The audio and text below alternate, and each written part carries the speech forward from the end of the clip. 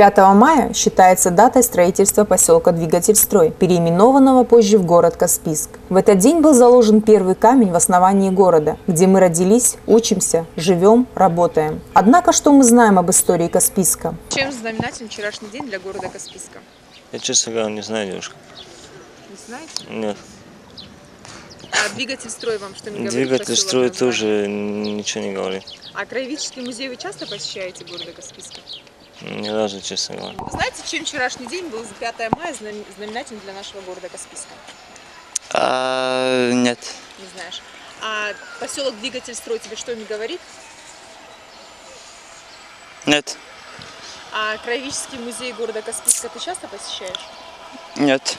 Поселок Двигательстрой вам что-нибудь говорит? Нет, не говорит. Я очень Вы не коренной каспийчанин? Я каспийчанин коренной, но я очень долго работал на севере. Чем является знаменательным днем для города Каспийска?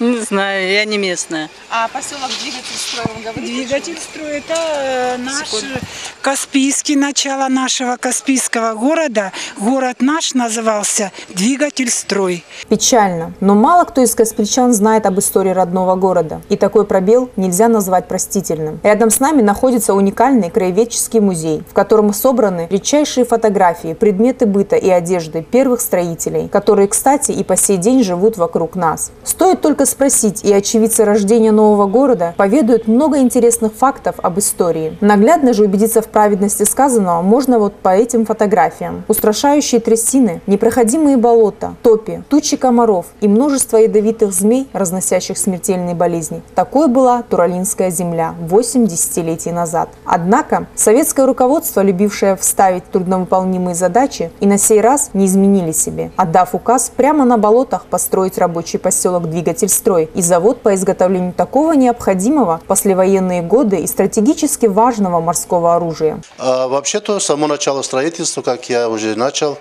началось 5 мая 1932 года.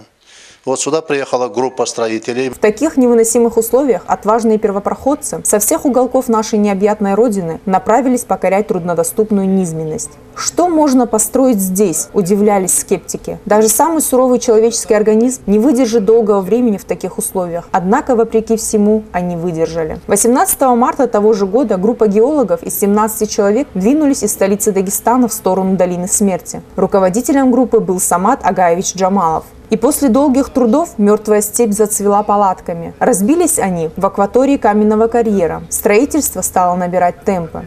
Со дня, как начало строительства, сегодня исполняется 80-летие. А как статус получил, тогда это был палаточный городок, это поселок, это Двигательстрой.